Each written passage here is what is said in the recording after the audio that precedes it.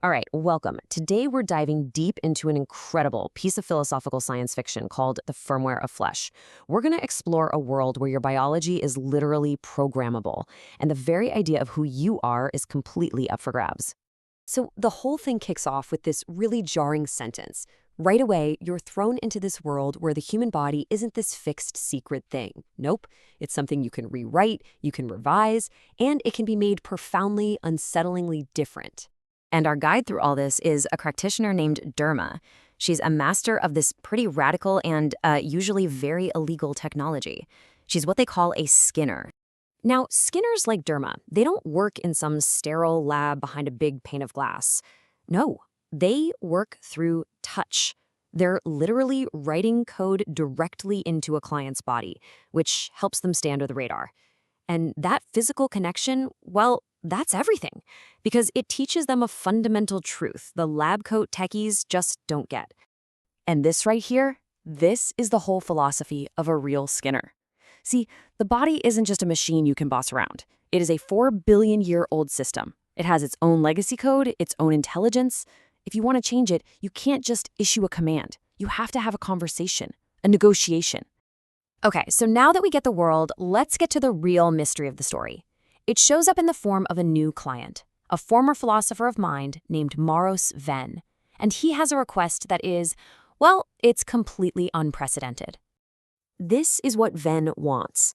And you can tell right away, he's not asking for bigger muscles or better eyesight. He's asking for something metaphysical, a fundamental change to his entire being that is way beyond anything Derma has ever been asked to do. He's trying to find a whole different state of consciousness. So what does he even mean by the fold? Well, according to Venn's theory, that feeling we all have of being a separate individual self, the feeling of being in here, looking out at the world, that's not a given. He says it's a fold, an active, nonstop process that our own biology is working tirelessly to maintain every single second. But I mean, how on earth could anyone possibly do something like that? Well, this seemingly impossible job is made possible by the wild technology at the very heart of this world, fleshcode. And I want to be super clear about this. Fleshcode is not a metaphor. It is a literal, functional, working programming language. The only difference is its runtime environment isn't a silicon chip. It's living, breathing biological tissue. To really get the difference, think about it like this. Genetic engineering, like CRISPR, that's like editing the source code of a program.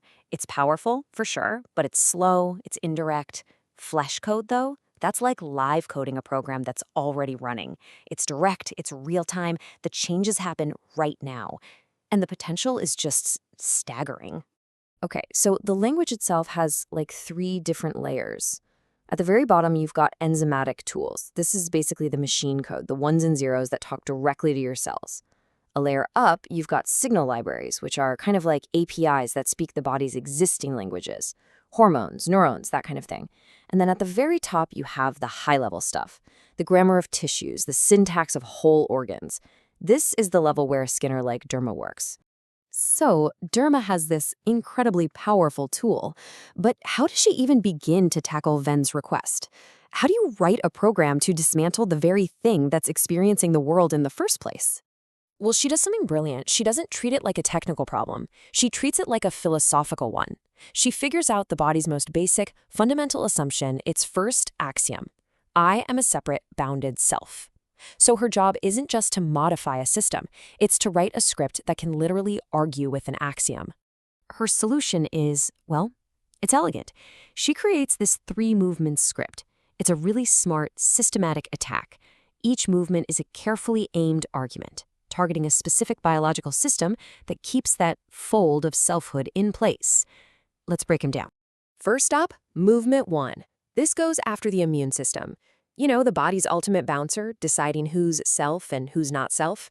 The code doesn't just shut it down, it translates for it, convincing it to slowly, gently widen its definition of self to include a little more of the outside world. Movement 2 takes on the brain's internal map of the body.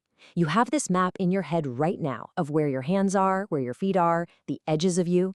The script is designed to just soften those rigid lines, letting your perceived boundaries become more fluid, more permeable, more of an approximation than a hard fact. And then comes the final movement, and this one is the most radical, the most profound. It targets the proprioceptive system. That's your body's nonstop, unconscious sense of its own position in space. The code doesn't attack it, it just gives it permission to stop. Permission to finally let go of that constant, exhausting job of pinning the self down to one specific spot. So, she runs the script, and this brings us to the climax of it all. What actually happens? What's it like on the other side of this fold? You can almost picture it, right? As the code starts running, the body fights back. The self makes one last, desperate argument for its own existence. But then, there's a softening of those rigid boundaries. And finally, a complete release into a totally new state of being. As that final fold just lets go. But here's the most incredible part, the big reveal from the other side. This unfolding isn't an act of destruction. The self doesn't just vanish. Instead, it's revealed in its true context. It's seen for what it actually is, for the very first time. And the story gives us this beautiful, perfect metaphor to understand it. The individual self, the wave, it doesn't stop existing. It just remembers its deep, fundamental connection to the whole, to the ocean. It's still a wave, but now it knows it is also, and has always been, the ocean. And what's so cool is that this isn't just some made-up sci-fi idea. It's actually grounded in real-world philosophy. The story connects Venn's new state to Turiya, a concept from the Upanishads that describes a fourth state of consciousness, the silent, background awareness in which everything else, waking, dreaming, sleeping, all of it happens. Okay, so let's boil this all down. What are the big takeaways here? First, the idea that your self isn't a thing. It's an active process your body's constantly running. Second, that the body is an ancient, complex intelligence that you have to talk with, not just at. And finally, the radical idea that a technology like fleshcode could let us rewrite our most basic experience of reality itself.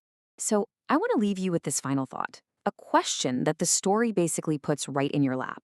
It challenges us to look at our most fundamental assumption, our own sense of self, and to ask, what if that boundary that defines you isn't a wall? What if it's a doorway?